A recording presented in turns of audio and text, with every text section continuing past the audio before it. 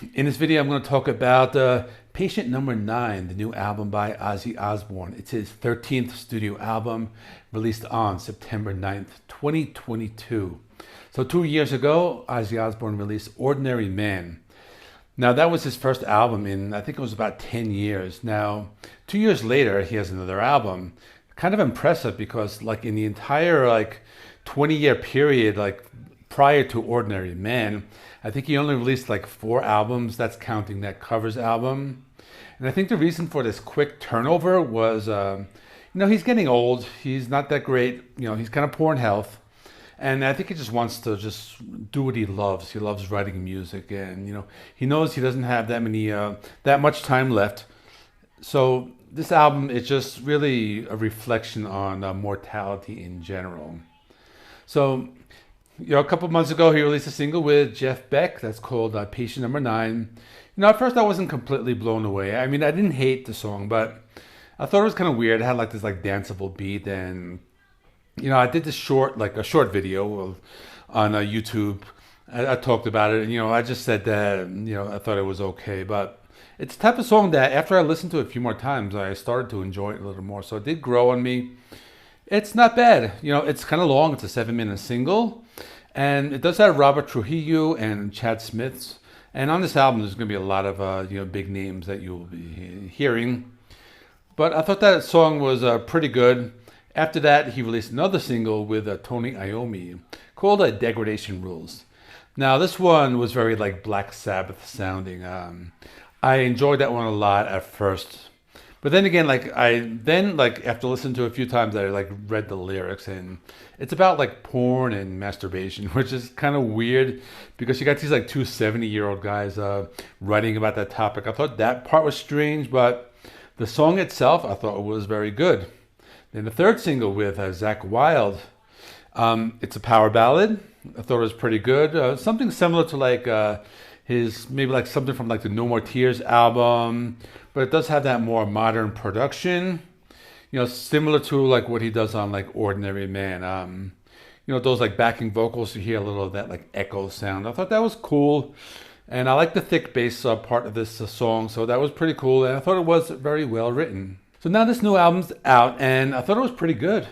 Basically, you got some stuff sounds more like Black Sabbath. Mostly the stuff with Tony Iommi, maybe a few of the Zakk Wylde tracks.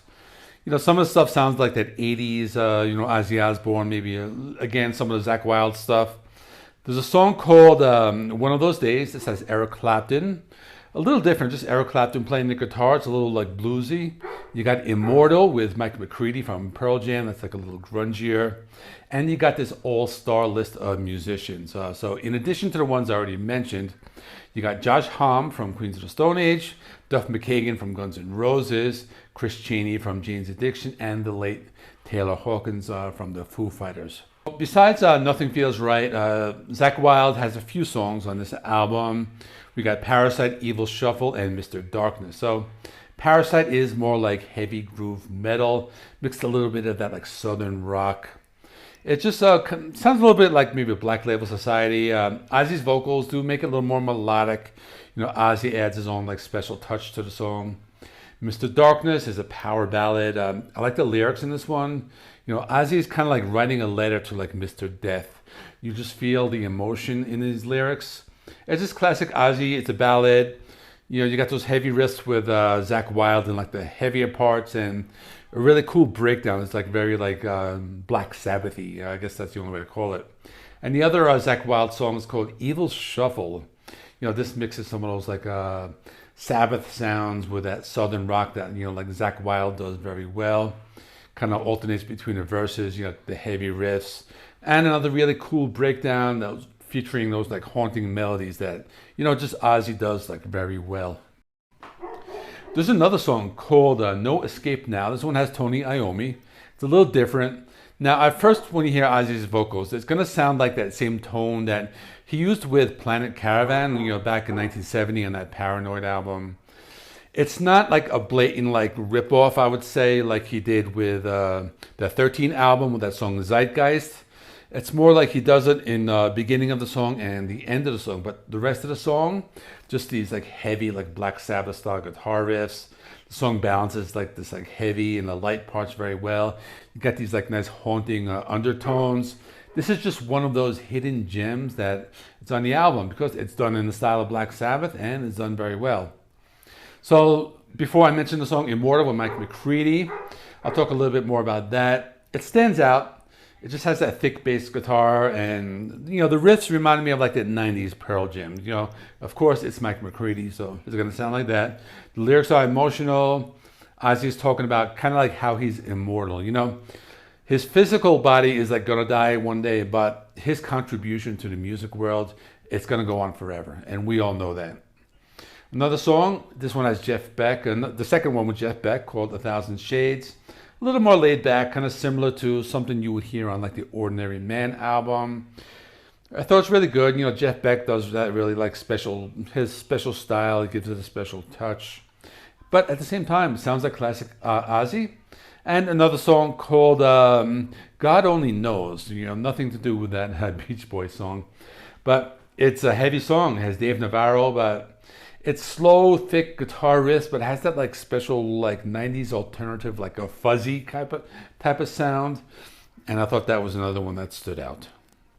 So in conclusion, I think this was an improvement over Ordinary Man. Ordinary Man was pretty good. I enjoyed it, probably more than a lot of other people did. I hear other channels calling this album, boomer music, dad rock. But if you grew up with Ozzy Osbourne, you're probably going to enjoy it.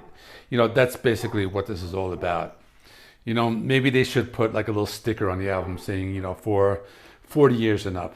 And of course, I'm joking. There will be some young people who like that. But what I'm trying to say is that if you don't know what to buy your dad for Christmas this year, buy him this album. Just make sure you get it on vinyl because that's what your dad wants, of course. So that's all. I enjoy it. I thought it's a good album. My score is an 8.5 out of 10. Let me know what you think in the comments section. Up next, I have a couple more reviews. Revocation, Parkway Drive, KMFDM. I'll be doing those over the course of the weekend and Monday. Still haven't actually listened to them yet as of the recording of this, but I'll be getting into that. And that's all. Like, comment, subscribe. See you all in the next one.